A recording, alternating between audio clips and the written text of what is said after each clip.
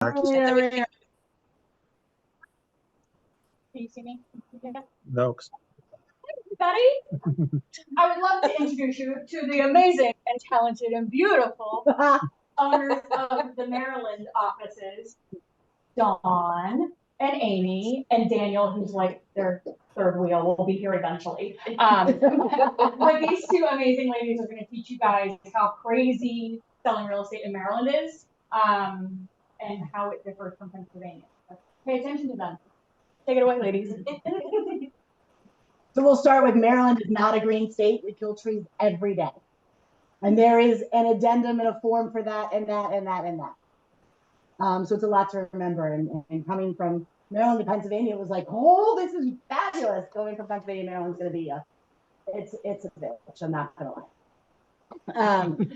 So to start, we're doing a rent bill. All right. We love our birds. We also love our flag. All day we put it on absolutely everything. We love it. So we'll start with our exclusive buyer tenant residential brokerage agreement, right? Our buyer broker agreement. Okay. It's not switching.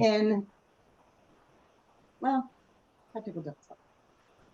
So in the state of Maryland, the Maryland recognizes that unless we have this buyer broker agreement signed prior to showing any properties, we work for the seller, period. Okay. It is a definition of what our responsibility is to them, what their responsibility is to them, and how we get paid. Okay. Without this, we have zero claim to get compensated. Any of that, co-op commission in the MLS, if you don't have this buyer broker agreement, then, and they have zero in sub agencies, you're SOL, bottom line. In the event a buyer refuses to sign the buyer broker agreement, we have buyers, right? Well, I'm entering a contract with you. I'm keeping my options open, whatever they in and they all. In the event they choose not to, then we have to get the understanding whom real estate agents represent form. If they refuse to sign that, then you guys are signing it as an affidavit saying that you presented. Okay. And the understanding whom, just so you know, is pretty much word for word kind of what your consumer notice is. Yeah. Except that you will find, and we will go into it, dual agency designated to completely different things in Maryland, and we'll talk about that later. In the event they don't sign your buyer broker, you go and show them the house, they fall in love, they want you to write an offer, guess what? You showed that home as a representative of the seller. So now you have to get yet another form signed by all parties, like the seller and the buyers, to agree to a change in agency. And that seller doesn't have to agree. Right. So like if the seller's not agreeing, then what? You're working for free, but you're working as a sub agent of the seller. Hopefully there's compensation for it, right? So it's super important that we really stress in Maryland's eyes, we are not representing you, buyer. We are not obligated to have your best interests in our forefront of our business practices without this document signed. Point blank. Okay. And it creates a lot of extra work on our side. Now, kind of go back and forth this way. If you can you do back and forth? I think that's where it messes things up. We're touching base on everything, and then we'll go and pull the forms up because we're having technical challenges. Oh, and one thing that is noted on here is that it could not be more than 1 year in duration. Yeah, that's a big one. I have a question. Do you have to have somebody, let's say you're showing somebody that wants to live on the Maryland line and you've got them under a PA buyer agency. You're saying that we need to also have a Maryland buyer agency? Yep. Yeah. Okay, so 2 agencies and the same client. Yep. Okay. One for each. Mm-hmm. Okay. Dual agency in the state of Maryland is completely different than Pennsylvania. So if I, Dawn Friend with Iron Valley Central Maryland, have a listing at 123 Main Street, and Amy Linton, realtor with Iron Valley Central Maryland, has a buyer, right? So let me take a step back. when we are getting our buyer broker agreements and our listing agreements completed, we are including the dual agency form. If we don't have that dual agency form signed by the seller and the buyers, right, like whoever, then we cannot show each other's properties to each other's clients. Okay? So obviously this behooves us to have that, right? Because we don't want to be like, oh yeah, I know, yeah, my partner and at my office has one, but unfortunately the seller says we can't work together for whatever reason. So you have to have that form completed to even be able to show that property. Does that make sense? Can I make that clear? Okay. In the event that Amy brings her buyer through and her buyer decides, yes, I do want to write an offer. Okay. At that point, both the seller and the buyer have to reaffirm, sign a second time on this same form, that they still agree to do dual agency. Okay. And what dual agency means is that the broker of the company or the broker's assigned agent becomes a dual agent. They are the middleman. So if there's anything with regards to that contract that might need to be discussed, or there's some challenges or problems or whatever, like you would typically go to your broker and be like, all right, I got this deal. You know, my seller's saying this. I'm trying to find a workaround, what have you. You can't. You have to call the dual agent, that middleman, and have those conversations. Because that middleman has to be confidential and can't spread and have the same conversation on the other side, right? So it's like colluding, right? So at one point in time, somebody sued somebody over two agents in the same office, thinking that the two agents said, hey, listen, my client will take 150, just give me that 150 and I'll get it ratified today, right? That's what all of this kind of stems from, okay? So that dual agent becomes your middleman. That's your sounding board, the person that you go to. And the two agents that are involved in the transactions, representing the seller and the buyer, they really have very minimal contact with regards to that offer, other than terms and things like that. You're still obligated to have, you know, your confidential information remain confidential, things like that. You're still obligated to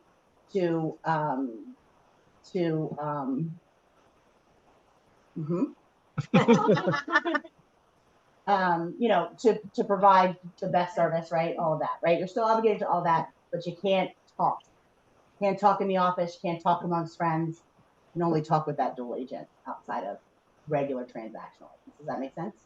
If we present an offer, like if it was your listing, I couldn't give you the offer, I'd have to give it. You can give it. Chris or- Yeah, no, you can give it to that other agent, but you can't have, so like normal negotiations can happen. What it's basically, I think, designed for is if there's any conflict with regards to it, if there's any, I think that they, or misinterpretations or anything like that, anything that becomes something that you would typically call your broker on, right, and have a conversation, you have to call that middle person, whoever it is, whether it's the broker or whoever that broker assigns as that dual agent, right? Because that person, like if they're in regular conversation, yep, don't want to hear about, I can't hear about this, right? I can't hear about your buyer saying if they don't get that well, you know, test done, they're terminating contract. I can't hear that. I don't want to hear that conversation. I have to stay neutral. You follow me? Makes sense? I can't hear you, seller. Well, I'll be damned if I'm giving them $2 in a credit, right? I can't hear that, listing agent. Does that make sense? Pain in the rear, but that's their idea of trying to keep it so that there isn't like that colludeling is what I can call it. But you know what I mean? Like between parties and remaining ethical. So are you asking people in your office not to be a dual agent? Because I can see that sucking up a lot of your time. No, and no. Okay. No. Because the alternative is if they don't agree to dual agency, if they don't reaffirm dual agency, right, then the buyer's unrepresented. Because we can't terminate our relationship with the seller, right? Because we have the listing, like that whole listing, that's how it's getting sold. So that ends up us having to terminate our relationship with the buyer. And then the buyer's unrepresented. So the lesser of two evils from a client perspective, for me, is to, okay, we'll have a dual agency situation. Do I love it? No. Does it happen? Yeah. But really, it only becomes an issue when there's a problem that arises at a transaction, typically. And she would probably only appoint someone if it happened to be her listing or Yeah. her buyer. Yeah. Because she cannot be the dual agent and also be In the part, represented one of the parties representing the seller or the buyer. Right. Makes sense.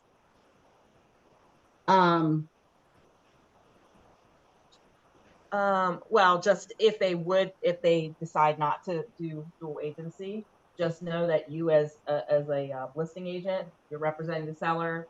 Happens a lot. You get a signed call. If they are unrepresented, you must have that person, as soon as you meet them, sign the understanding terms. That's basically our document. And at which point you are a facilitator only. Okay, so you can't advise them in any capacity. So they say they want to write an offer and they're okay. They're going to be unrepresented. They're signing the understanding whom, right? You're turning around and you're saying, okay, well, here's our offer. I need to fill in this blank. What do you want me to put in there? We can't advise them. Can't run comps. We can't run comps for them. We can't give them our opinions. We can't ask the question. I mean, we can't really even ask the questions. Like normally we would say to our buyers, okay, when are we asking for a seller credit? How long is our inspection period? Do you want to get all the inspections? Do you want to waive the inspection? We can't even ask the question because we're not representing them. So it's literally, you're going through the contract going, okay, I need something for this. And then you're getting, and you'll see on our contract, all the check marks for all these addendas, which are prompting them to hopefully ask a question like, oh, well, inspection. But they're going to come here and say, well, what are inspections or what do I need to worry? And you say, I can't advise you on that. I represent the seller. So it's a very big disservice to a buyer. All these agents that are double ending deals in the state of Maryland, it's, those buyers are unrepresented unless there's a dual agency situation. All right, what was next? Or they go to get another agent. Or they go and get another agent. And I mean, and that's another option is that then you refer it out to somebody else and in a completely different brokerage. So that agent that was working with that buyer is out as well. So they can make a referral to another brokerage. Okay. Yes. All right. Yes. All right, next. Exclusive right to sell, residential brokerage agreement. Okay. So along with, we'll go over the individual form, but along with this is typically you're going to have your lockbox addendum. There are two different lockbox addendums. There's a lockbox addendum that's just a standard lockbox addendum for your combos or your nail break-in lockboxes, okay? Then you've got a lockbox addendum for our central lock boxes, Mid-Atlantic, that does our central lock boxes. So there's two different lockbox addendums. You really need to be choosing the accurate one because there's verbiage in that central lock, the Mid-Atlantic version of the lockbox addendum with regards to contractor codes, one-day codes, and the whole process and how it's electric and all this other stuff, okay? So it really does make a difference. And if you're putting your standard old lockbox addendum in place and you have a central lockbox on that property, theoretically speaking, you haven't disclosed all the intricacies and a seller could come back on it. And just note, Maryland is an extreme consumer agent. Like they are very consumer focused. We should know what we don't know. They don't care that we don't know it. We should know it. We are always at fault. So that's why we have all of these disclosures, because we are literally always at fault. They don't care. If you went into Montgomery County and didn't realize that you were supposed to be disclosing the current tax bill and the estimated tax bill, guess what? You're at fault. You should have known. You need to know what you don't know. So the whole point of selling where you know, like Maryland takes it very seriously. Yeah. But it is, yeah. And honestly, and if you get brought up in a complaint, I guarantee you're going to lose. You gotta know where you're selling. And Maryland's strict about it. I'm not going to lie, they really are. I mean, they believe that it's our fault. Wow, and we have all the different jurisdictions. Yeah. Some counties have them, some don't, and they are all different. Whereas Pennsylvania, you have a beautiful state that don't have that. Yeah, and in But it is an Montgomery, issue where we're at. just so since you're doing Montgomery, so Montgomery County also uses G-CAR forms. Okay, G-CAR forms are 1,000% different than MAR contracts. Okay, Maryland Associated Realtors contract, 100% different. The verbiage is different.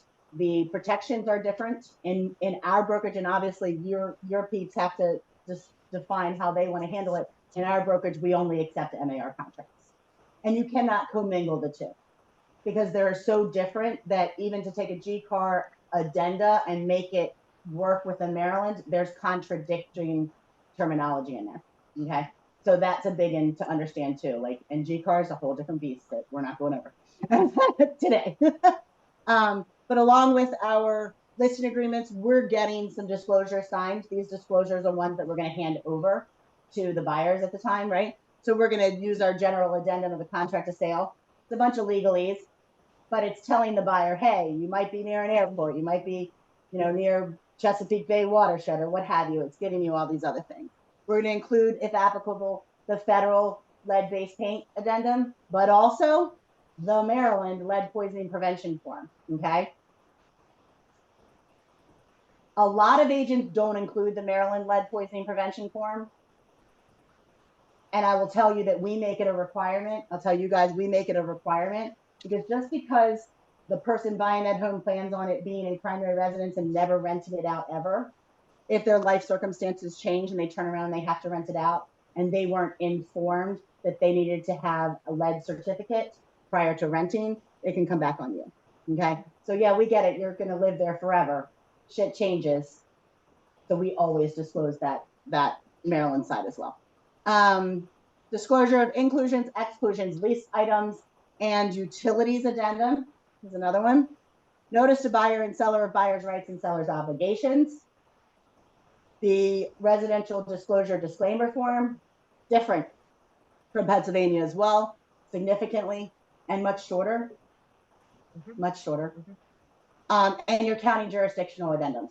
Okay, so every single county is going to have a different addenda pursuant to their county. Baltimore City, Baltimore County, Carroll County, Frederick County, all of them are different. Some of them don't necessarily have jurisdictional addendas. They just have the right to farm disclosure. You're moving next to some cows. The cow shit smells. You're making a decision. Now you're aware you can't be sued. I'm not kidding. It literally says I'm not kidding. People have sued the sellers because they bought a property and woke up on a spring morning and they were gagging out of there, and they sued the seller because they had no idea that the county meant that you smelled shit in the spring. Can't make this shit up. Yeah, so those are that. So, and then we have our contract of sale. So when we have our contract of sale, obviously if we're representing the buyer, we're pulling the disclosures out of Bright. These are the disclosures that you've already uploaded, right? But again, we're reiterating, we have the general addendum, we have the inclusions, exclusions, lease items, we have property disclosure disclaimer, Maryland notice to buyer and seller, the inspections addenda, if applicable, if your peeps are choosing to do inspections, there's an inspection addenda. And if they're not choosing to do inspections, there's a place in the contract where you waive your right to inspections. And there's multiple types of inspections. Multiple types of inspections. Seller contribution, financing addendum. Whether it's conventional, VA, USDA, whatever it is, you need an addenda for that. And if it's not being financed and it's cash, then you probably are going to at least want a cash appraisal addenda in there, right? You want to make sure we're paying market value. HOA/condo addenda, there's a plethora of those as well. And again, your jurisdiction. So those are your typical, every contract should have a minimum of most of these. Again, lead-based paint if applicable, things like that. But these are usually the bottom line. Every contract should have these. The only thing that may not be in is your disclosure disclaimer in the event that they are exempt from it. There are certain situations where you can be exempt from that. So we'll go over that as well. Next. And then we have not all of them are even up here, but they're not all up here, but there's other things. So for example, buyer hold harmless. You got a client that lives out in Kentucky. They want you to do a video tour. They do the video tour. They love this house, right? All right, we're writing an offer. Well, guess what? You're signing a hold harmless because you haven't stepped foot in this house and you're not holding me responsible for that, right? So I'm saying to you, great, I'll write this offer, but you're holding me and Iron Valley, Central Maryland, and its owners all harmless for you buying a house sight unseen, right? Little, we'll go over the releases because that's important. Release a deposit, it's all handled differently. If you've got private well, private private sewer, then there's addenda for those inspections. There's a well quality addenda, a well yield addenda, and there's a private on-site sewage addenda. Each of those addendas then have notices for repairs once it's all done. There's an addenda for an addenda. Okay. It's a lot, but yeah. Okay. So let's pull up forms. Let's pull up the buyer broker. You can move this one. Oh, yeah. Cute? I saw it and I was like, I've got to put a crab with our flag. Anyway, it's like that. It's super cute. That would be cute on shirt Okay. in the back. It would be cute on shirt. Okay. Okay. Anyway. Sorry. I digress. Okay. No, let me get out of this. Hold on. We'll do buyer broker. Yeah. That one. All right. And then I'm gonna, once he gets to that. Anybody have any questions thus far? Hmm. It's a lot to cover, so I know we're going through a bit. Can we get your slideshow? With my cute crab, Thank you. 100%. I'll send it out with the video. With my cute frag. My cute little. Yeah, I think it's 21. important because we actually, It's oh, a sorry. little bit of a Exclusive guideline for you buyer guys. broker. That one. Yep, buyer tenant. Yep.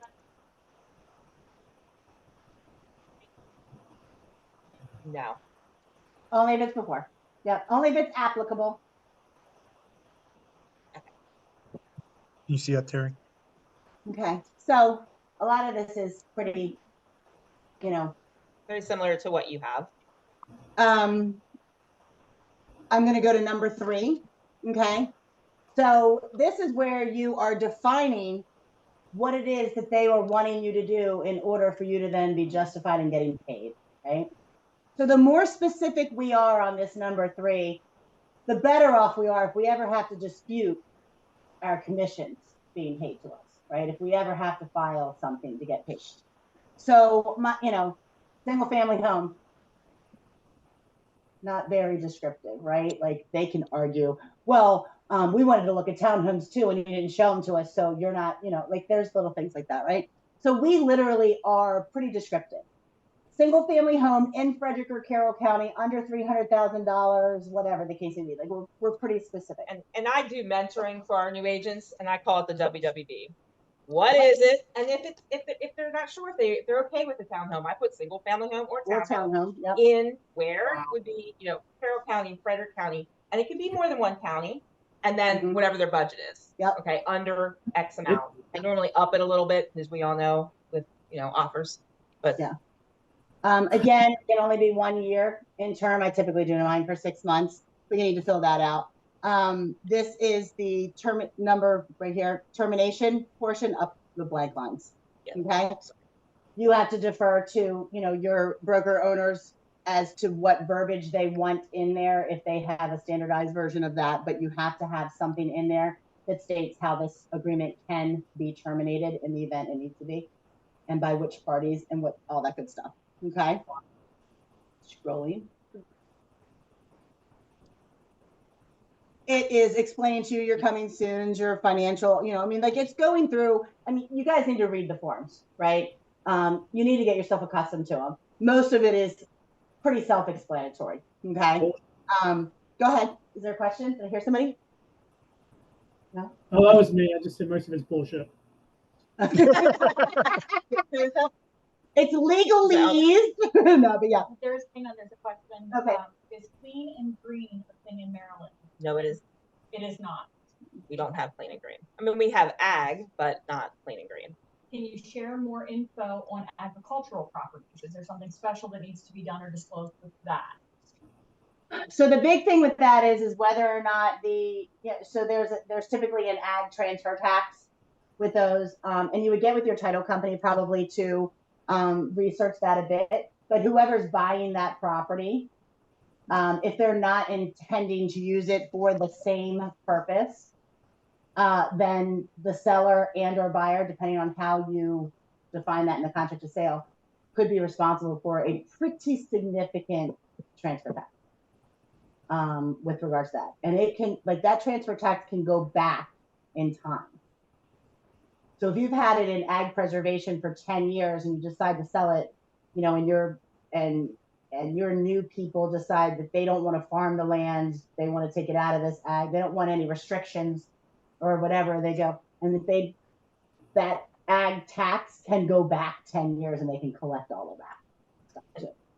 And I also think that if you're doing ag, have your buyers reach out to the zoning boards of the individual counties. Mhm. There is an ag preservation board that they Yeah. can pull up and let you know, is there going to be Mhm. an amount and how much is it? And if they want to keep it in ag, so I had a property and this was raw land, so maybe a little bit different than something with a home on it. But if they want to keep it, it just doesn't automatically stay ag. You actually they have to file and apply, so they're not going to get all those taxes. Yeah, so there's a whole application process with it as well.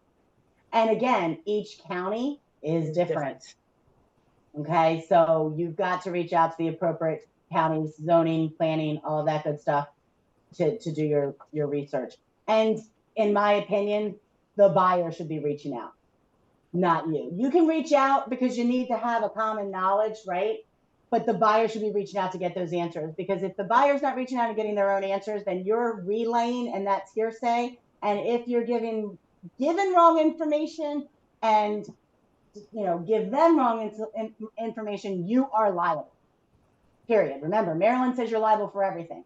So we don't talk about school systems. I don't know if it's the same here. We don't talk about neighborhoods. Probably the same here. We don't talk about any of that, and we don't make the phone calls for you to do your homework. Period. We could be told the wrong thing. We could get, come on, who hasn't gotten on the phone with somebody from a government facility and to give them one thing by Andrea and another thing by Tanya? So a good thing that you could do, however, is call the zoning board and ask who is the person and what is their phone number and contact. Give that to your clients. So you're adding value to them, but let them get that information. They should be getting it. Compensation to be paid by buyer. That's a big in, especially in the climate. Somebody give me a shot. That we're in, right? So we need to be definitive in that. Okay, you're not going to just put whatever MLS says, because if it says 0, guess what? You're working for nothing, right?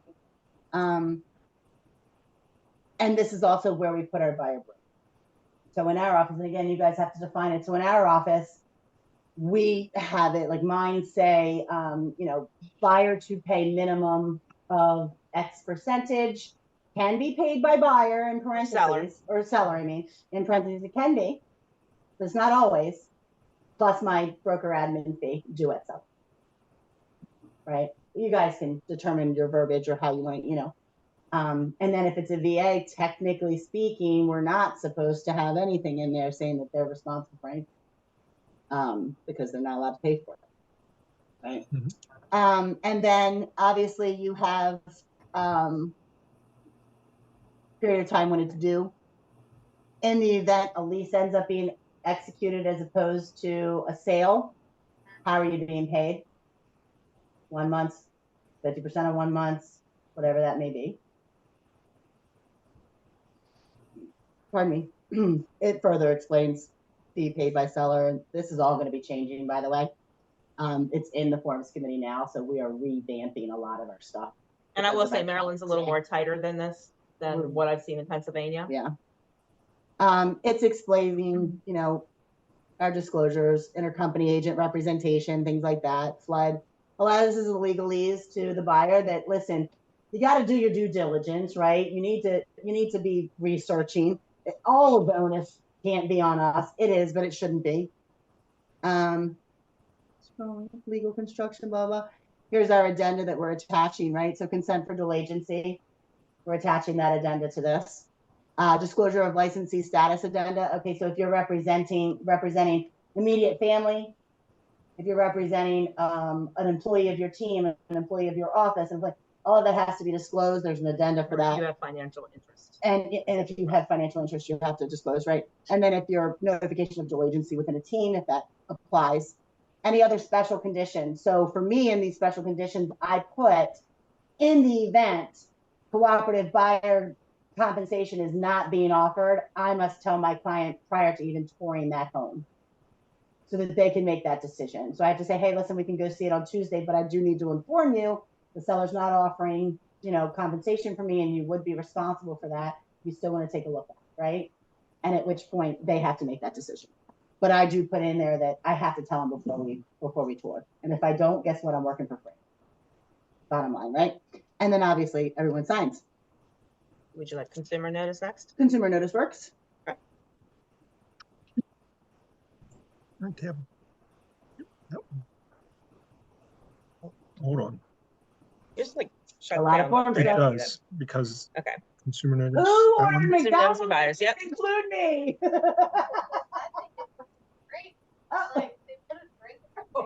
Okay, I ordered DoorDash, not gonna lie, since we're waiting for this to come up, because my husband's been out of town, and when my husband's not in town, I don't eat. And so I ordered DoorDash for dinner one night. I was like, I'll just freaking get shopping McDonald's, okay? And I get it, I get my bag, and I'm coming in, I lock it, I'm like, move, dogs, move, right? And then I realize I don't have my drink. So I'm running out, chasing the guy down the driveway, like, whoa, my drink. And he's like, it's in the bag. And I'm like, who puts a drink in the bag? So clearly I'm not an efficient DoorDasher. Okay, consumer notice to buyers, okay? So this is a form that we get signed. This is what goes along with our buyer broker. We get it signed at the same time as we get our dual agency. All of it gets signed together, right? So when I'm sending out my buyer broker for signature, it's buyer broker, it's consumer notice, and it's my dual agency forms, right? And this, again, is giving disclosures to the buyer to say, hey, listen, you need to know, and you need to do your research, right? Any covenants that run with the land, like you need to know if it's in an HOA, like ask the questions, know what to ask. The deed restrictions, easements, leases. Is there anything required with regards to leases? On-site sewage disposal tank, propane tanks, home security recording stuff. Look, guys, people are recording us. Don't go in there and show our cards, okay? Don't show our cards. We'll have the conversation at the next stop, right?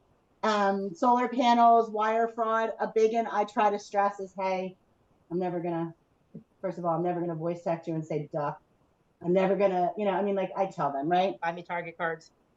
Buy me, yeah. Oh, you get those? Yeah. Oh my gosh, terrible. Yeah. The deposit, the way the deposits are held, we go over it, right? We explain it to them if we're doing our jobs. Smoke alarms, as of 2018, the smoke alarms laws have changed in Maryland, and there are specific requirements. And some of those requirements, it's good for buyers to understand when they're going and they're buying, for example, a 1970s rancher that really needs just to be, great price, wonderful lot, perfect location, but dated. It's important for them to understand that if they go and do massive renovations, the law says they've got to bring that fire, like smoke detectors and sprinklers and things, up to code, current code, not 1970s code. So little things. Pardon me. Condo HOA reserve study. This is a big one that just changed this year. Pursuant, if you guys remember, in Florida, the condo that collapsed and killed however many people, was a whole big thing, right?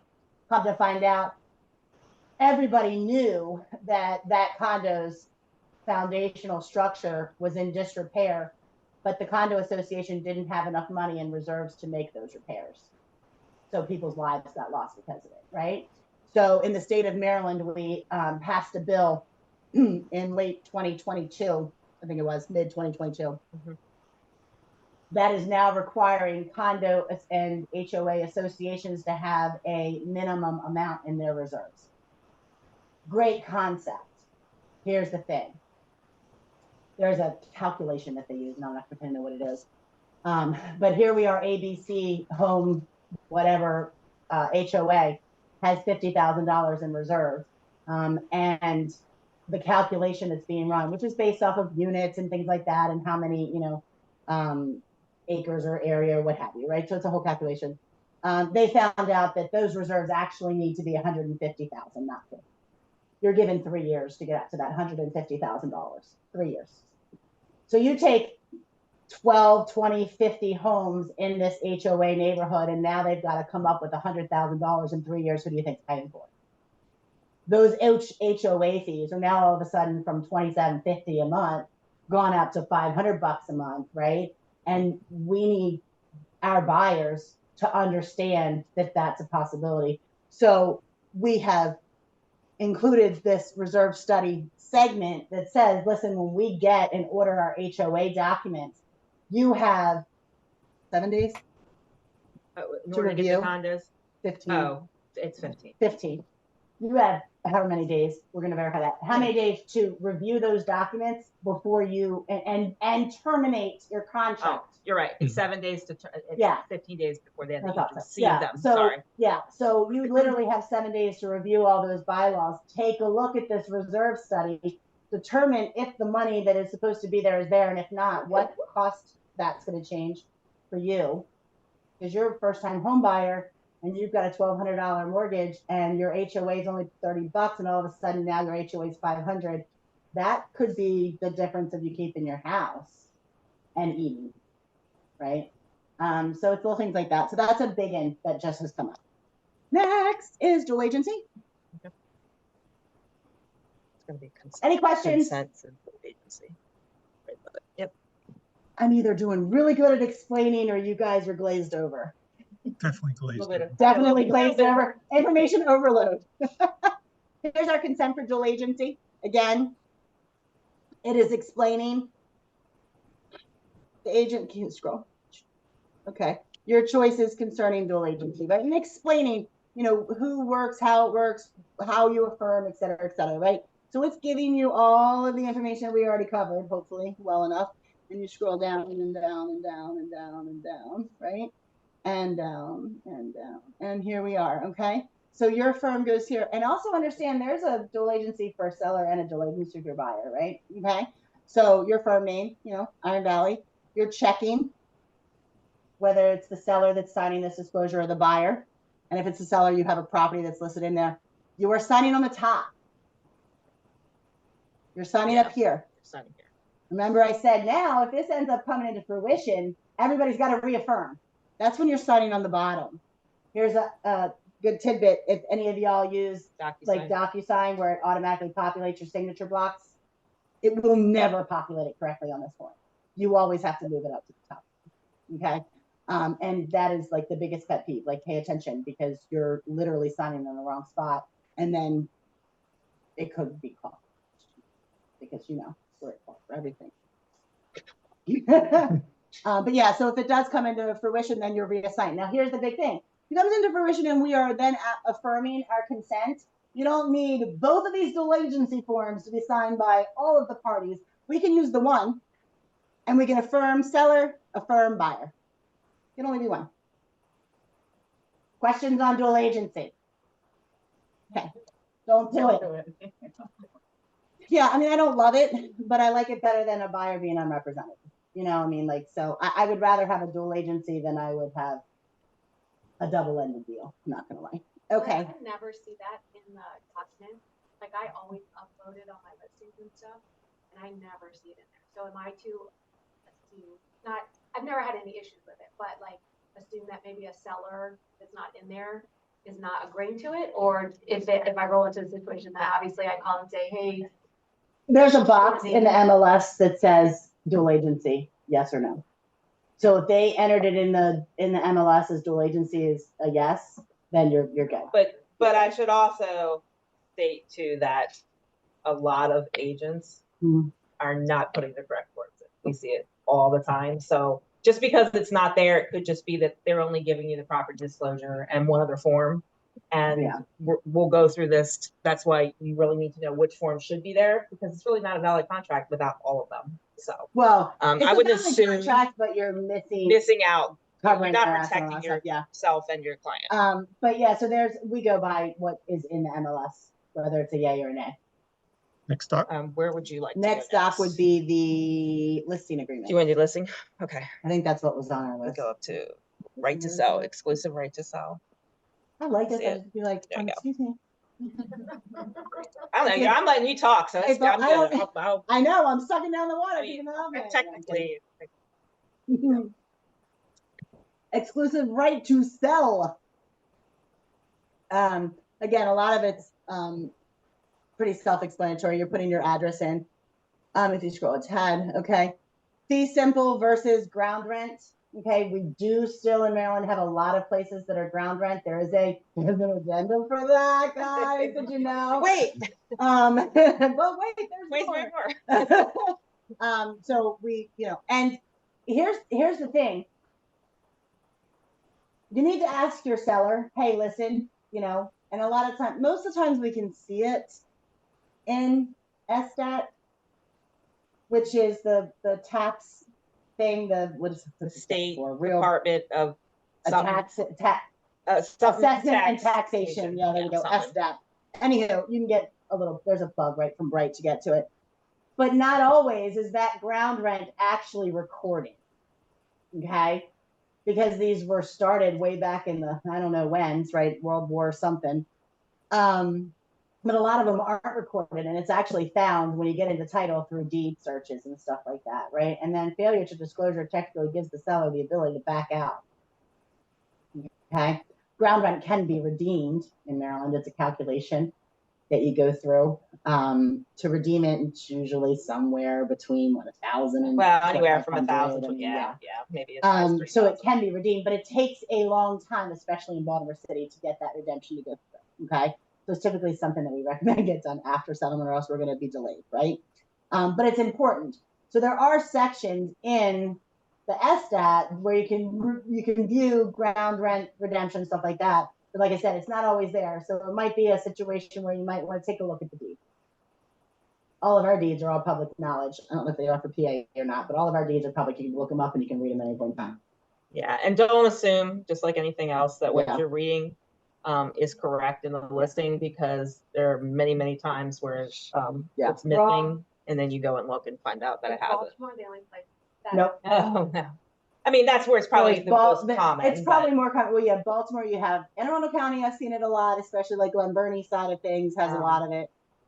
There were a couple up in there's Linton. a couple in, yes, Reisterstown has them. Reisterstown has them. I Yeah, saw they're all one over. in Carroll County once. It was at like I did too. It was weird. Yeah. It was, And I've seen some out west.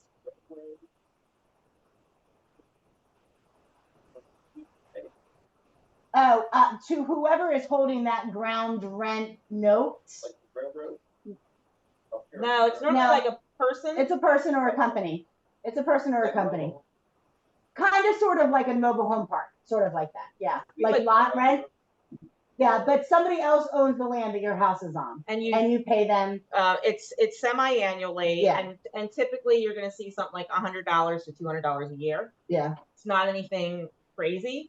Down in the city, it used to be a lot of individual owners. Johns Hopkins, I believe, owned a bunch. bought a whole bunch of them up. So, that's who you're actually paying it to. So. And it's for like what, 900 I think it's 99 years. I don't know what it is. 99 years. Something like that. But anyway, but you can redeem it. But yeah, so but that's exactly what it is, right? You don't own the land that the house is sitting on. You own the house, you don't own the land.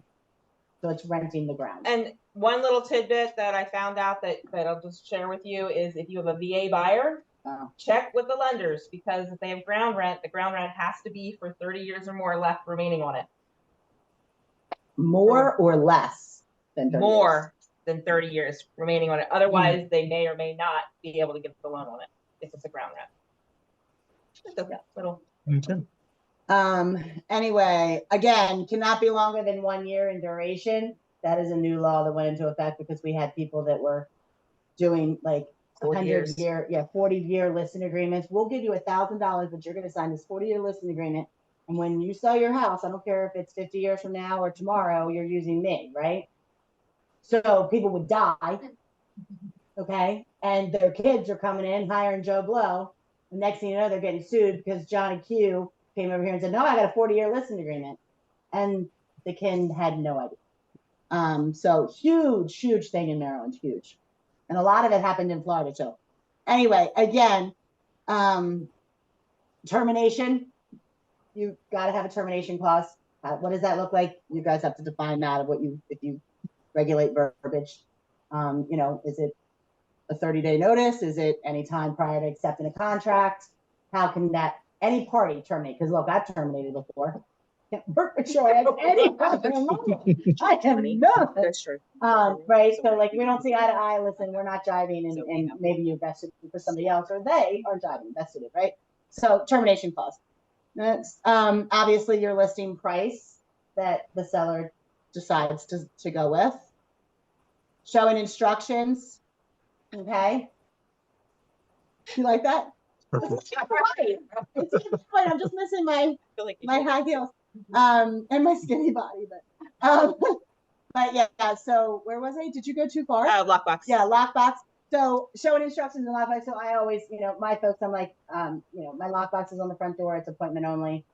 Whatever they decide. A couple of my people say, look, I need a day notice. I got to round up the kids' crap and the dog's hair. Like, give me a day. Like, give me 24 hours, whatever the case may be. Y'all are familiar with all that, right? Marketing and internet advertising. So this is a big one, okay? If you read closely, these are basically little sections where if the seller signs, you cannot put this stuff on the internet, okay? You can't syndicate, you can't do any of it. So we don't want them initially any of this. And we, explain to them, listen, if we do this, like the masses aren't seeing your stuff, we're really doing a hinder.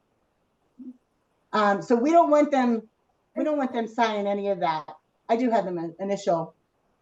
That very, very last one where it says it's acknowledging, if you're selecting either or both of these options, it will not allow us to put it on the internet and won't show up in property searches, okay? Go to page 2, and here's where it's seller authorizes me to put it on the ML, authorizes all that stuff. So we're having them sign authorize, right? Look, we can't control Unedited comments. Unedited comments. Like, we're on the internet. We can't control what people want to say about you or your property or what have you. In the event that they are allowing us to do it coming soon, they have to authorize us to be able to put it in coming soon.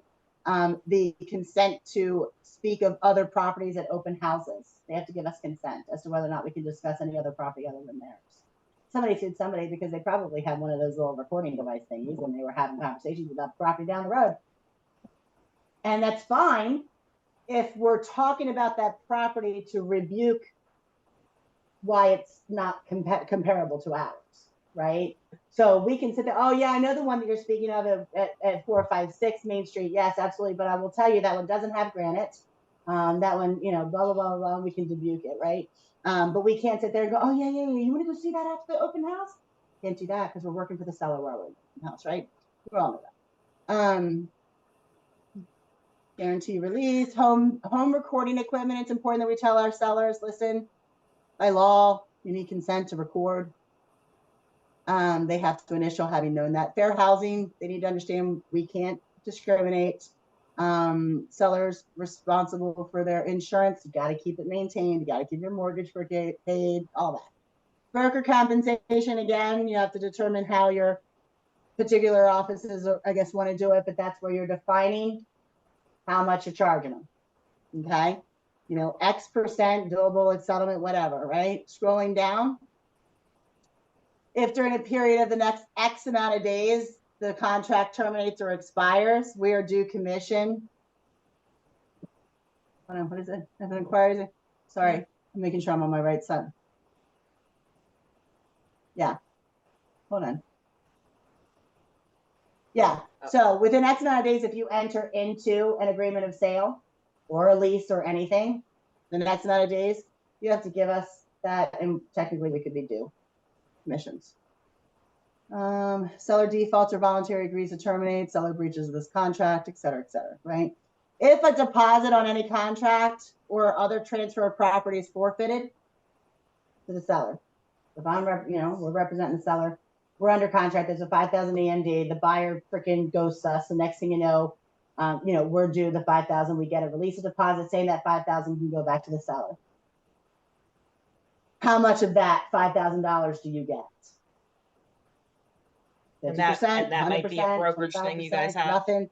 You guys have to define that, right? Okay. For us, we do 50%, but we also tell our clients, look, I don't want your measly $2,500. I want to get the property back on the market. But if you decide then to take that property off the market after this horrible experience with this buyer that totally screwed us, then I'm going to get my $2,500 because it's going to recoup my cost that I've done. Right? Cooperative authority to cooperate with other brokerages. So again, Maryland's always been pretty tight on our buyer broker. Like we define it. Listen, the seller consents to the broker cooperating with a fee for any sub-agent or buyer's agent that they bring that buy the damn house. Like, I don't know how much clearer we can be. I don't know how we're getting sued under stuff like this, but this is it. So we're putting in here.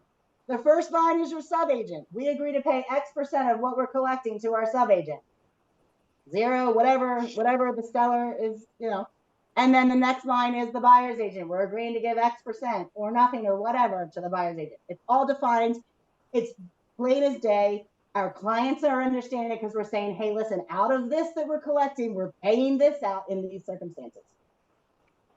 And we also have the ground rent in there too, so you would owe them a percentage of the ground rent. If it's yeah. I've never I've collected that. It's interesting. I've never ever, like when it's redeemed. No, anyway. it's the ground. Okay, sorry. Side note. Obviously deposits. Okay, so that's a difference here in Maryland versus here. Our escrow is typically held with the buyer's brokerage. Okay. In the event the buyer's brokerage is not holding it, and the seller, and for example, you give it to the title company. There's a form for that. There is an escrow agreement between buyer, seller, and escrow agent. Okay, and the reason for that is because title companies are not held by the same guidelines as realtors are with regards to these deposits and distribution of deposits. So this is actually putting it in line that the escrow agent is agreeing to MAR's guidelines for dispersing deposits. Do you hold? So I'm sorry. Do you guys hold deposits, or it's just the title? You do. Yeah. Okay. We prefer to hold. Yeah, we do as well. Same reason. Just what for that, It's the same thing. Title companies are not held to the same standard. Correct. that's Okay. why we have an agreement to make that Because change. there's a lot of companies. Because you know, who won't. Maryland, we got a form for We that. do, but Yeah, so that's important. So you're getting it signed by the buyer, the seller, and the escrow agent then has to. And once the escrow agent receives it, they mark it received, and they're signing off and they're sending it back to the parties. But that's imperative, and we're like that goes missing a lot when you're in contract and it's like on that third party. Any third party holding that, we should be having that escrow agreement signed. The smoke alarm notice, which I didn't put that in. I'll have to email you a copy of the smoke alarm. The 28, I know it's 2018, but we're still disclosing, and we actually just have it's kind of a flyer. yeah, it's a flyer that explains it. Yeah, that explains it all. But we include that in our listing agreements and in our buyer, like in our contract of sales, and everybody initials off of it on them. So they're acknowledging, look, I explained to you, these are the rules. And so they're initialing there as well, understanding that there's rules. Obviously lead-based paint, prior, during, or seller's uncertain, you have to initial accordingly. You're initially saying, you know, if you're renovating with lead-based paint, there's EPA guidelines. Deferred water, is that deferred? Yeah, deferred water and sewer. We have that a lot our way, where, you know, the construction companies or what have you, they come in and they put in all the infrastructure to have all of your public water and public sewer, and they're building the houses, and we're selling you this house. But guess what? For the next 50 years, probably not 50, I think it's 25. But anyway, next 50 years, you're going to pay me a certain amount of money every single year for me to recoup that infrastructure cost that I showed out, deferred water and sewer. Okay. And there's a form for that. And those are assessed by through the state. You pay like the taxes. Yeah, they're typically assessed. Well, some of them can actually be paid directly to the builder as well. Really? I have never seen that. I had that. I had that actually in my Checkington. So you have to ask, you know, you have to ask your sellers, but also do your own research, because sometimes sellers will go, I don't know, I just wrote the check, but I didn't know what it was for, right? Again, reading, it's all legalese, right? You're signing off whether or not the property's sold or served by public water. Authority to disclose existing offers. That's a big one for us. I don't think you have that in PA, do you? I don't think so, if I recall correctly. But if you have multiple offers on the table in your hand, and I'm going, hey, my buyer loves your offer or your house. Do you have any offers on the table? You can't say that you have offers on the table unless you've got permission to do so. Right? You know, because we need a form for everything. But yeah, because it can be considered a disservice, right? Okay, and that's the bottom line. It's like, listen, there are going to be some buyers out there going, I can't compete. I'm not even going to put an offer. Well, we all know it's not always the price; it's the terms. We don't want to necessarily discourage that client from submitting an offer, right? So it's a double-edged catch-22, whichever way you go at, right? But if we're saying, oh yeah, we got 5, man, bring us your highest and best, and all of a sudden, then we're getting cash offers, and we're getting all it. So it's a double-edged sword as to which way your seller chooses to go. But if they don't authorize you and somebody calls and says you have any offers on the table, you damn sight better not be telling them you do. You can respond, I don't have the authority to disclose that information, and they'll understand the seller hasn't given you permission. Presenting offers. Yeah, you touch on that. Home warranty. Do you guys have home warranty program? Okay. So you have to mark whether the buyer does or does not offer home warranty. Well, whether the brokerage does or does not offer a home warranty. And the seller has to check whether they desire to purchase one or whether they decline. Dawn, do you want to just Oh, what touch did I- base on what did I B, miss? the presentation of offers, the fact that they have to give all offers Oh. regardless, because I think that's pretty important. Broker shall present to seller in a timely manner all written offers and counter offers, even if the project or the property is subject to an existing contract of sale, unless the seller has waived the obligation in writing. Is there a form for that? There's no form for that. There is. There is a form for backup offers. Yes. So, but basically what that's saying is like, listen, we're under contract. We just flipped it to under contract. We signed on the dotted line. We have a ratified date in there. We're good, right? And all of a sudden we get another offer that just came through 10 minutes later. We're obligated to present that offer. Even though we're under contract, we absolutely are obligated to present that offer. We have to explain. And we pray that it's And we really pray. low. But yeah. And yeah, we are obligated. No matter what, we have to present it. I mean, And it in is what a it is. timely manner. In a timely manner. So, unless obviously, like I said, the seller in writing says, I don't want to see anymore. I'm done. We're good. Right. Is there a form for that? No. I'm just wondering. Well, there's a No. blank addenda. So there's a blank addenda. We have blank addendas that you could theoretically put something in there. Here's my suggestion to you. Remember, we're not attorneys, right? So we can send that blank addenda over to our seller, and our seller can write verbiage that they would like to write in there saying, I wish not to be given any other offers, Because here it's off. and sign it. Mhm. So once we're under contract, we're not obligated to show any other offers. We don't want to have anybody flip and then get sued and the whole thing. So this is to me a little common. So for us, we don't want to get sued because we didn't present the offer. What happens if the other offer is there? We are under contract. So unless for some reason that contract falls through, like inspections or appraisal or something like that, buyer, you're sorry. I had that happen when the It's- accountant went yeah. on John Street. Yeah, it happens. I Sorry. had to give it to him. You can, yeah, Yeah. there's a form for that. And it can be a backup offer. Mhm. Yeah.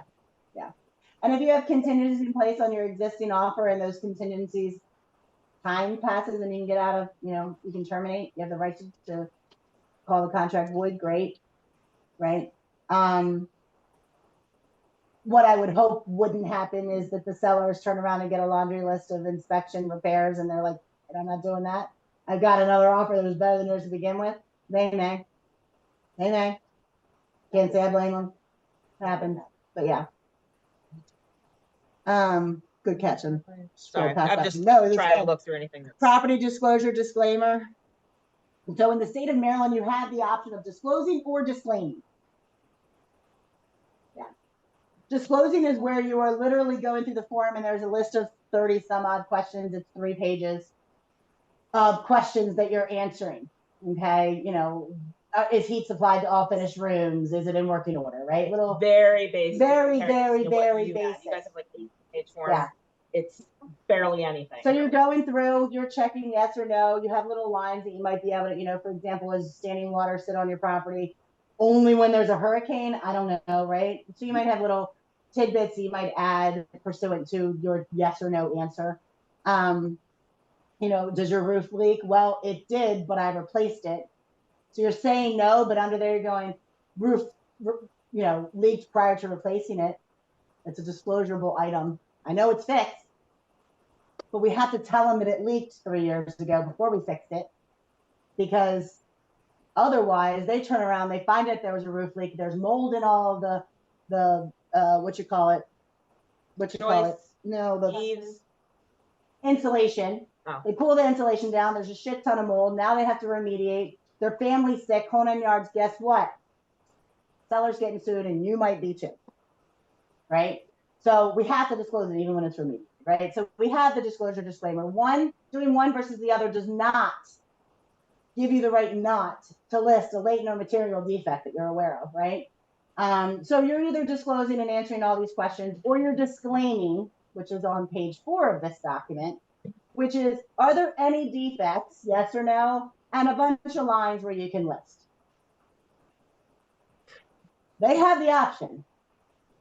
Just because they're saying no, like just because they're not having to answer the questions, or they're choosing not to answer the questions, doesn't mean they don't have to tell us the roof leaked 3 years ago before they replace it. It doesn't mean that they don't have to disclose them every Tuesday when it rains.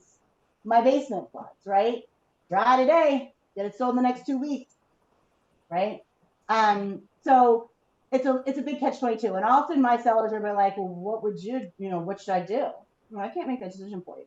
Here's what I can tell you. As a buyer's agent, when I'm bringing buyers through, and I give the buyers this 4-page document, and they look and they see that the sellers didn't take the 5 minutes to answer those 30 questions, their first question is, what are they hiding? Why aren't they?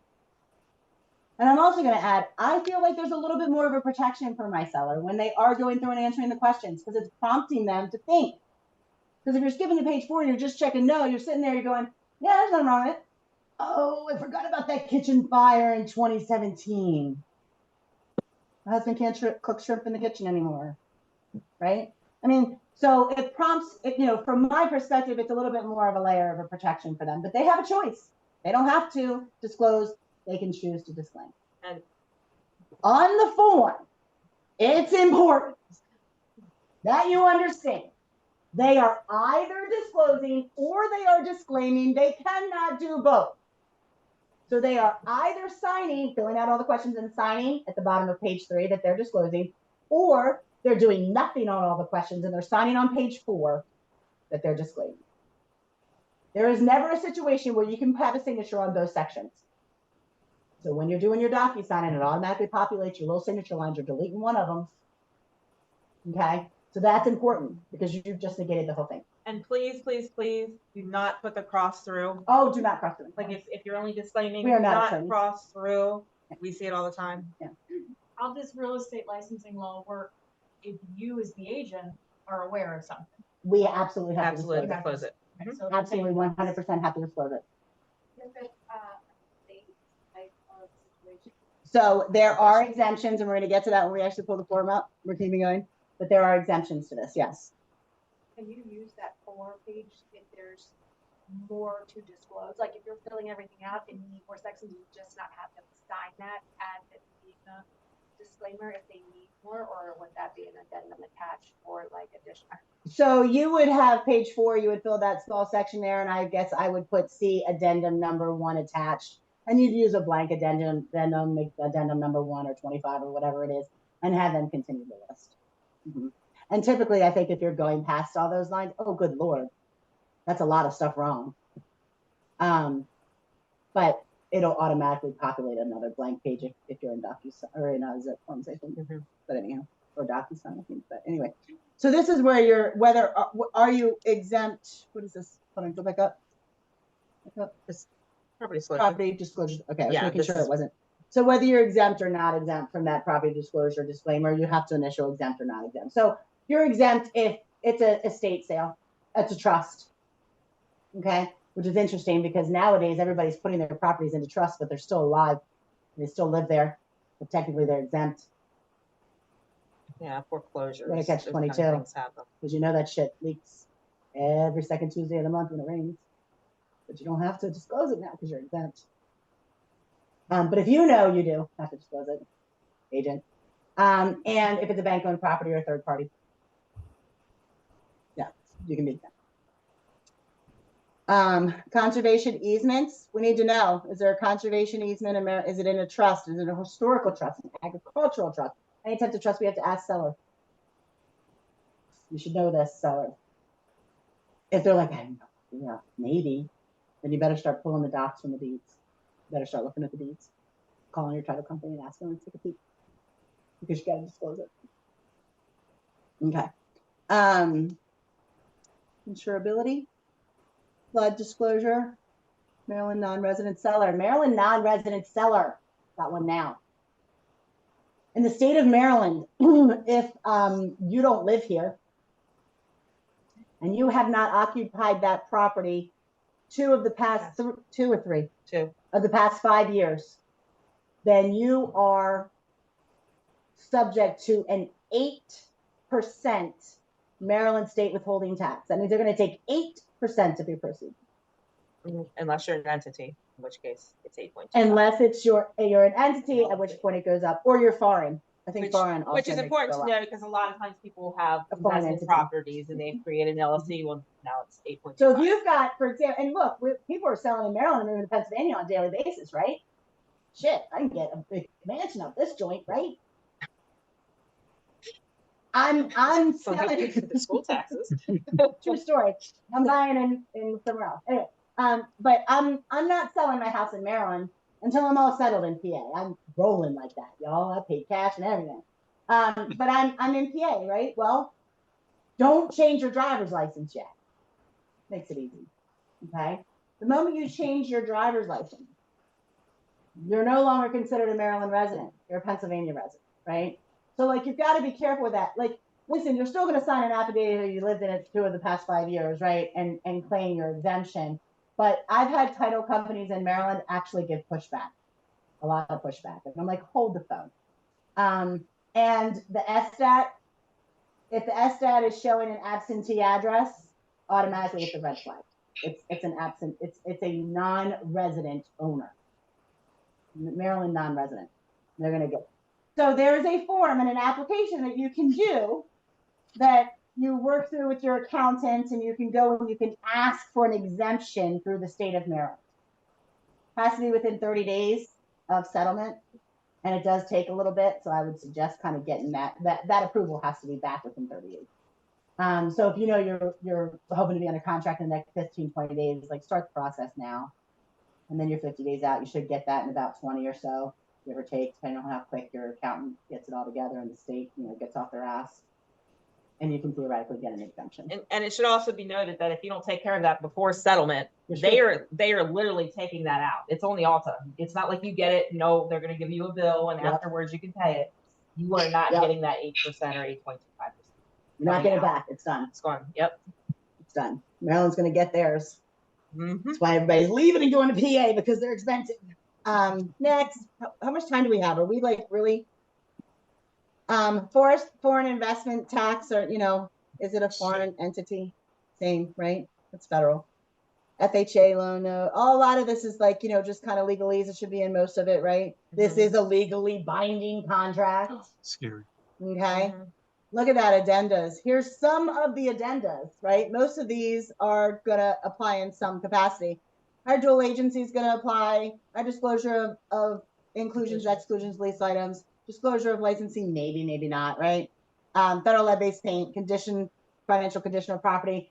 Look, if they're behind in their mortgage and, we have to disclose that, right? We don't want the bank to foreclose on it before we get to the settlement table. There's a form for that. FERPTA addenda, lockbox addenda, Maryland lead paint, property disclosure, transfer, withholding, notice of disclosure of deferred water, protect your home from lead. There's actually a form that we make our buyers sign as well. Solar panels, and then other. Okay, so for example, our general addenda to the contract of sale, I put it as other down there. What is this? What are we on? Oh, this is the listing agreement. Disregard. Put that on there. I know we haven't gotten to that part yet. Yeah, we haven't gotten there yet. But anywho, any other special events that are in there. Okay. You would put that, and then obviously all parties sign. Keep going. Nope, next page. I thought that It's was not going to. that is the because last even the page. individual pages. Oh, okay. Do you want him to go through lockbox and all that stuff? I don't know that we're gonna have time for all that stuff, right? What do you guys think? Yeah, let's just go to the offer because I feel like Let's take it. we're gonna cover a lot of those anyway. What's it called? Oh, I'm sorry. Maryland residential contract. Yeah, residential. Okay. That's disclosure. No. There you go.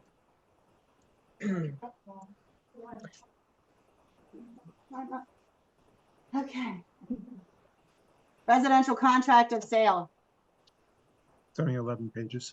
Yes. That's Oh, technically But only 10. that's because this is just That's the because we have wash down version, Yeah, all the on the addendums. agenda. Anybody feel like Um, they're a beginner real estate agent yet? Anybody feel like they don't want to sell in Maryland ever again? I do too. On our own. And I would welcome. Oh no. She gave me a file of 51 documents. I did. And those aren't all of them. And they're not all of them. This is just one. That we feel like will pop up at least once. No. Okay, so self-explanatory: date of offer, seller, buyer, property address, right? Whether it's fee simple or ground rent, we went over it, same difference, right?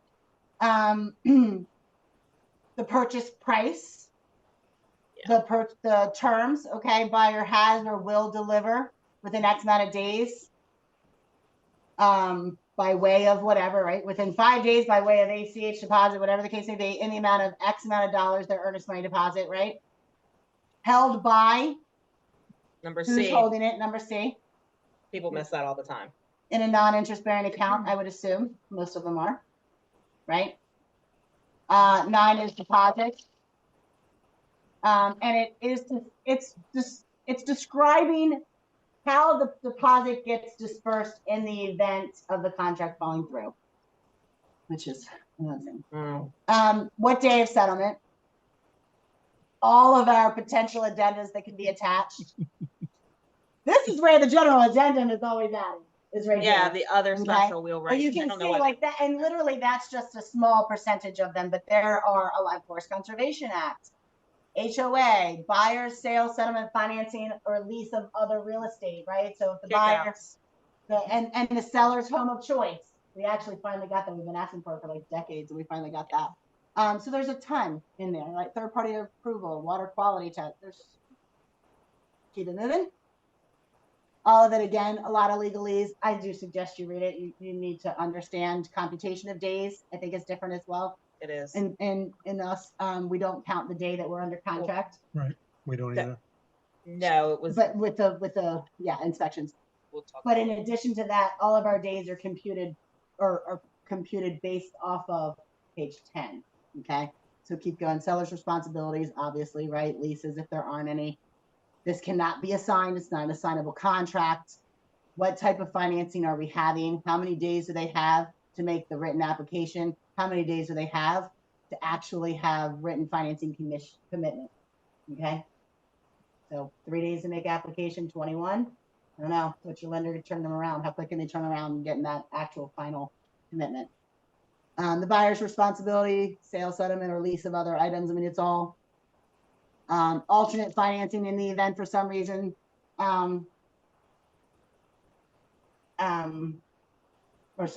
It is the buyer's responsibility to make sure that they're adhering to getting that application in and doing everything required. So you turn around, you put that application in, and the lender is sitting there hounding you to get your last year, W-2s or your taxes or what have you, and you're not doing it, and all of a sudden you're past your loan commitment stage. Guess what? You're in default. You're not doing what you're supposed to be doing. It's your responsibility to follow through with that lender, right? Inclusions, exclusions, property condition. Okay, so understand that this contract is an as-is contract of sale. It didn't used to be, but it is now, right? That changed actually this past year. It's an as-is contract of sale, similar to Pennsylvania. Okay. Quick question. Uh-huh. Sorry to go back. For the acceptance date and time, is there a spot where they can specify that so that it's not just left open? Not on the contract. Page 10. No. No. Acceptance. To have it accepted by- Pennsylvania, they can say, hey, Oh. this offer's only good till. Right. So- They're not. Okay. Anne Arundel use it. County has an addenda that has something similar to that, but no, there is not. Some of the jurisdictional documents will have something in there with regards to that. So it depends on that I jurisdiction. mean, you could always use a blank addendum if. So does the buyer have Yeah. to retract the offer? Yes. You can't just let it hang out there and expires. Nope, you have to rescind. And how do you rescind? Is there a document for that? No. No. So when I do mine, like especially when we're I always do it in offer, writing.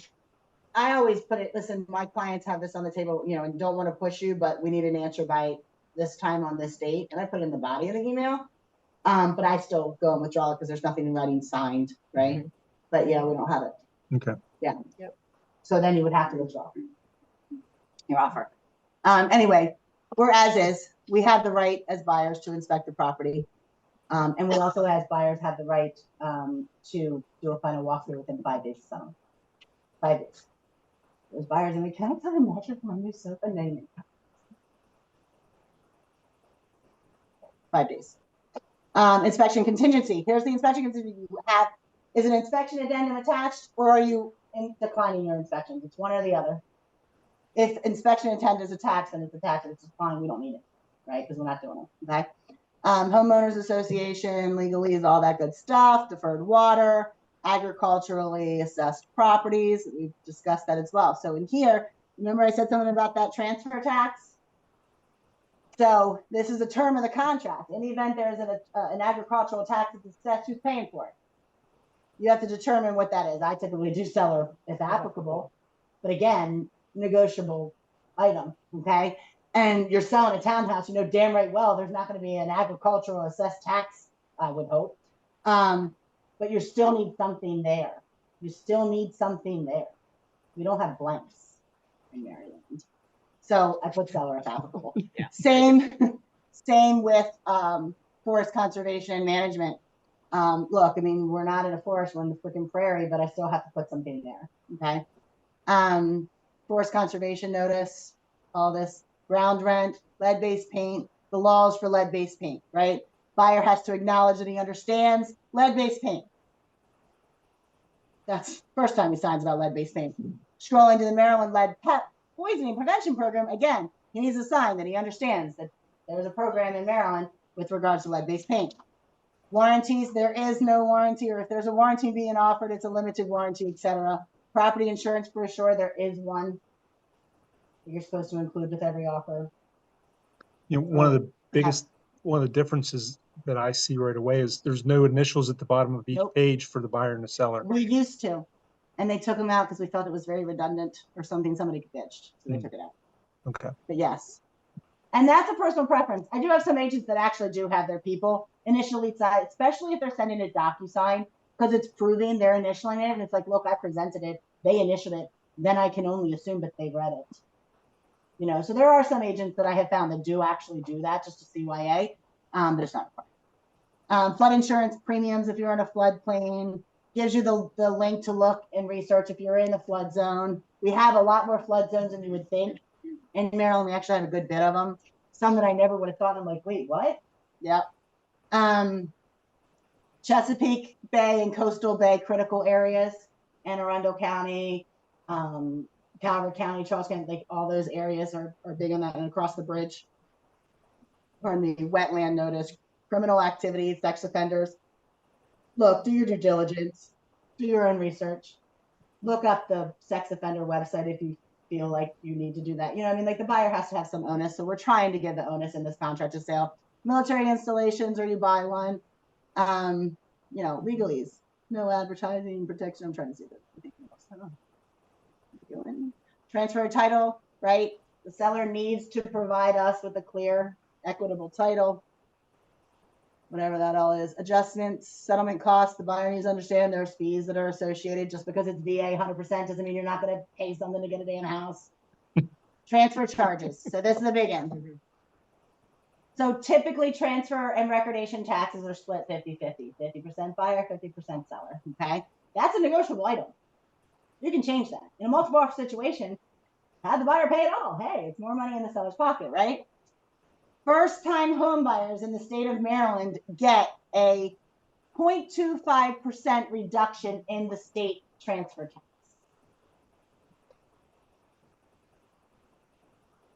If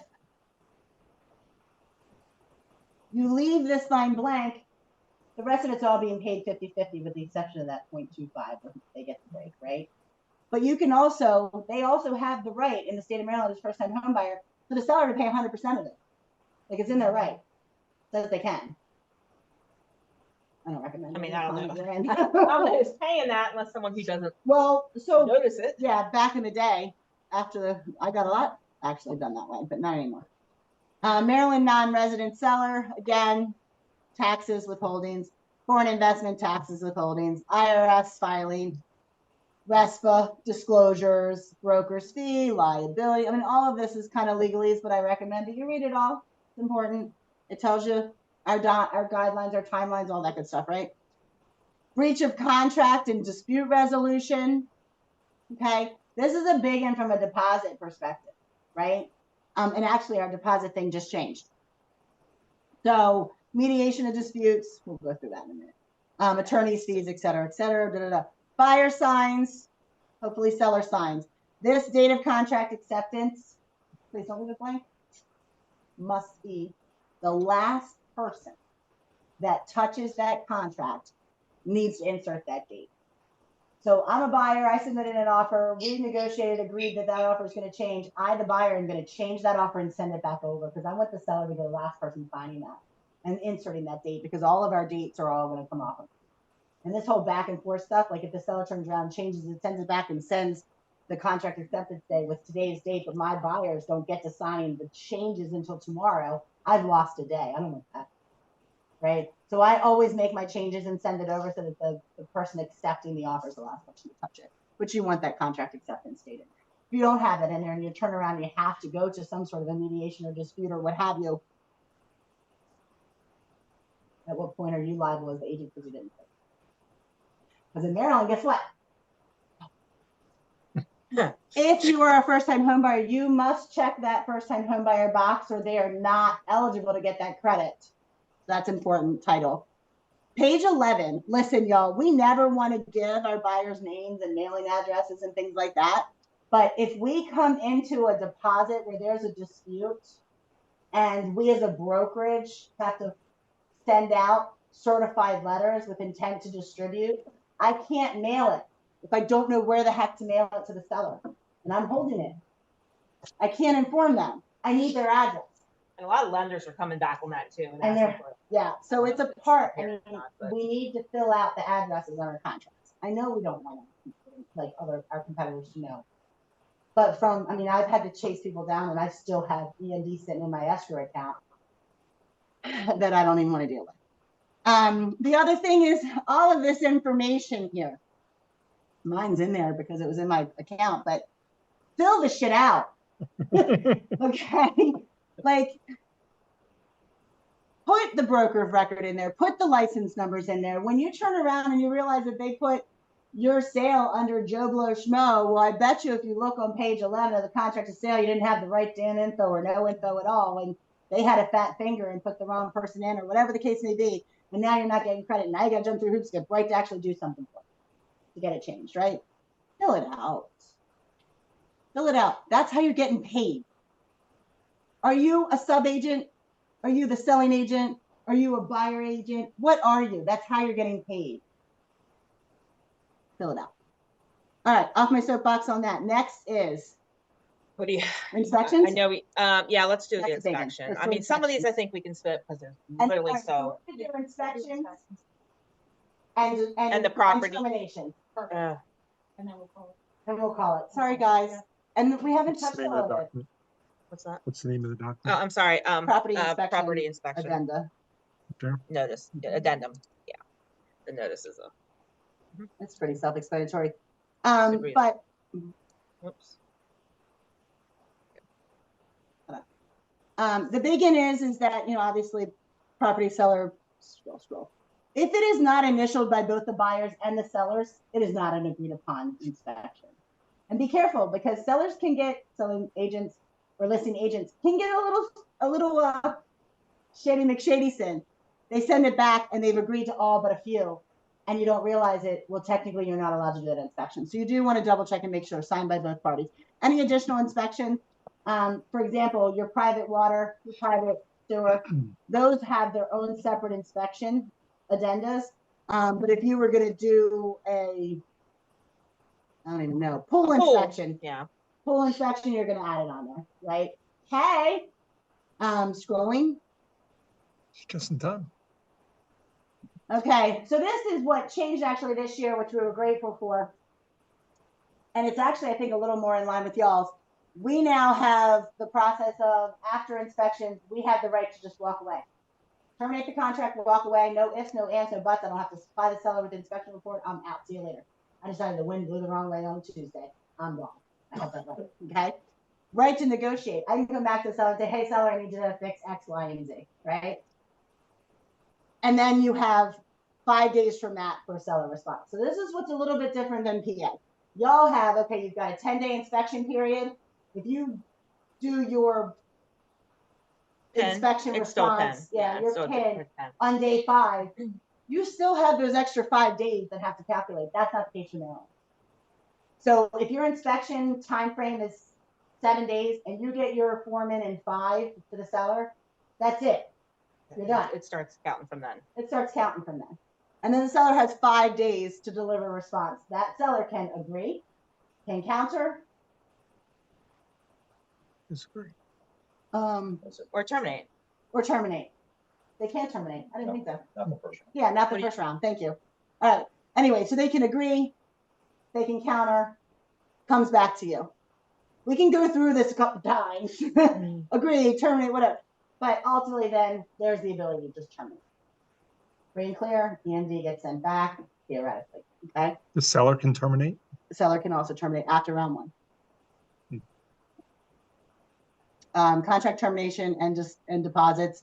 Again, in the event that the contract becomes null and void based off of this process, then the deposit gets distributed based off the deposit distribution paragraph in the contract of sale. Rights and obligations, clearly, repairs, re-inspections, etc. The buyer does have the right to re-inspect. Okay, so I always include it. And then all parties sign. Okay. Do you want the PIN, or are you gonna PIN. show water quality or any of that? I feel like water. Water it's kind of like- inspections. So here's the deal. We're going over the PIN, the property inspection notice, which is pursuant to the property inspections, right? Water quality, water yield, and sewer are basically the same for the most part. They're just pursuant to those particular. But they have their own. They can have their own separate Their own timelines, and there is timeline. a basically a amount of repair dollar amount you A can dollar attach to amount it. you can attach to it. All right. Recommended for that, like when you put in Depends on the. requests. Yeah, it depends on the what they- situation. So here's the regular things that we come across, right? We come across a well failing from bacteria, nitrites, whatever, right? So you're looking at a fluorination. You're thinking of, right? Yeah. You're looking at from a septic system. A lot of times, what we see are baffles going bad, right? It's a couple, what's $500, $600, $800 or whatever, right? It really depends on the situation. How aggressive do you need to be? How many offers are on the table? How hot is the property? How much can I get away with? You know. But I typically do about, I think I do 5. Personally, I do 5 for the well, and I do 1,000 for septic, and I can tweak that a bit if I needed to. That's what I just wanted. Property inspection notice, like I said, you're responding to whichever inspections they were. No, and here's the thing: even if there's no unsatisfactory conditions found, you still need to at least send this back with A. No satisfactory conditions, no unsatisfactory conditions.